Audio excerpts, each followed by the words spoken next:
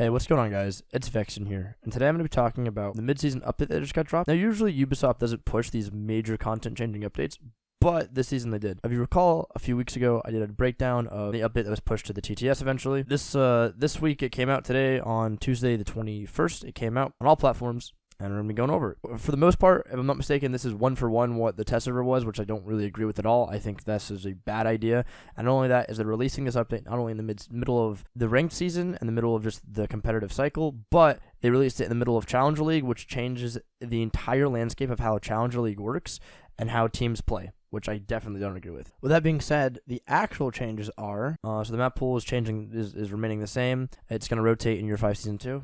Good to know. Buck loses his frag grenades and they're replaced with claymores. I don't like this change at all. I think this is very bad. However, they did increase the skeleton key mag by 1 overall, which is, I don't necessarily think that's a good idea. The Vulcan shields are now 2 instead of 3. This is fantastic. This is much better. I very much like this change. I would really like to see his gadget rework though. Instead of having the Vulcan pack on the shield, he has one shield, he can put the Vulcan pack on it, or he could put the Vulcan pack on a reinforced wall. So they open up that wall.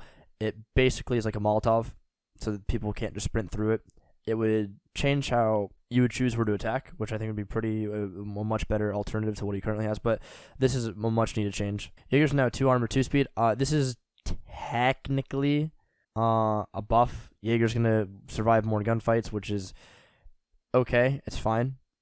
However, Jaeger surviving more gunfights, you're going to see him a lot more, and people are still going to play him like a roamer. This is not going to do anything to impede his ability to roam. He's just going to be a little slower rotating, but he's still going to be a monster roamer. He has 2 fantastic guns and a fantastic kit. Removing the super shorty secondary from Mozzie, terrible idea. This is an integral part of his kit. Because of this, his pick rate's going to be down a lot. I understand that's what they were trying to go for. However, if you wanted to balance him out, because he's very prevalent in a lot of ranked and a lot of pro league, take away one of his pests, or have his pest on a timer like Mozzie's Goo, where he shoots them out periodically. This is a very controversial change. Ying is now extremely good. So the number of her gadgets, the Candela, which are the flashbangs, are up to 4, so that's a buff there. The Claymore is replaced with the smoke grenades. Now, if I'm not mistaken, Ying originally had smoke grenades in her kit when she was released, and they swapped them out for Claymore or Breach because they were too overpowered. You would throw both of her smokes and all of her Candelas, and you would be able to take a site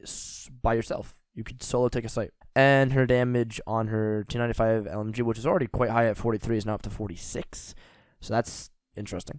What you're going to see with this new Ying change is you're going to see a lot more Warden picked, which I think is what they're also trying to do, because Warden has a very low pick rate as well.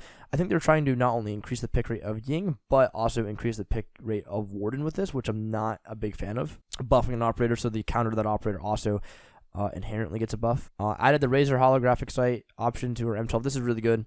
In my opinion, all of the operators should have, like, you can just choose what sights you can put on them. Like, if I want to run the Razor holographic on Ashe, I should be allowed to. You can, like, choose. I think that'd be very cool. I don't know why they just don't do that. This is very good. Added additional magazine to the TS G12. If I'm not mistaken, in a recent update, they increased the destructibility of the TCS G12, which makes it easier to make rotates and stuff. But they're adding an additional magazine just in case. No, I like to see that. Gun has not that much ammo. And much needed 4784. I have so many clips of me just mowing people down with the TSG-12, and I've seen a lot of people from pro play just to like high-level ranks use it and just be able to hold down a site. It's so oppressive when it does 84 damage a shot on defense. That's as much as some of the DMRs in this game, if not more. Bug fixes, yay! They fixed the barricade glitch, finally. Took them a while. Pretty happy about that. That's cool, fix that. I actually didn't even know that. So, yeah, nice. All these are very good. I'm very happy with this.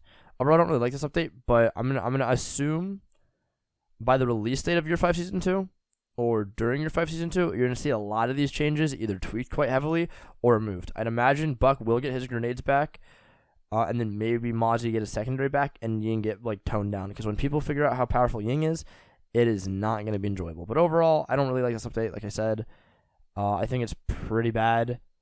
And I wouldn't be surprised if you see a lot of this changed. That being said, guys, that's for this video. If you want more informational videos like this, let me know.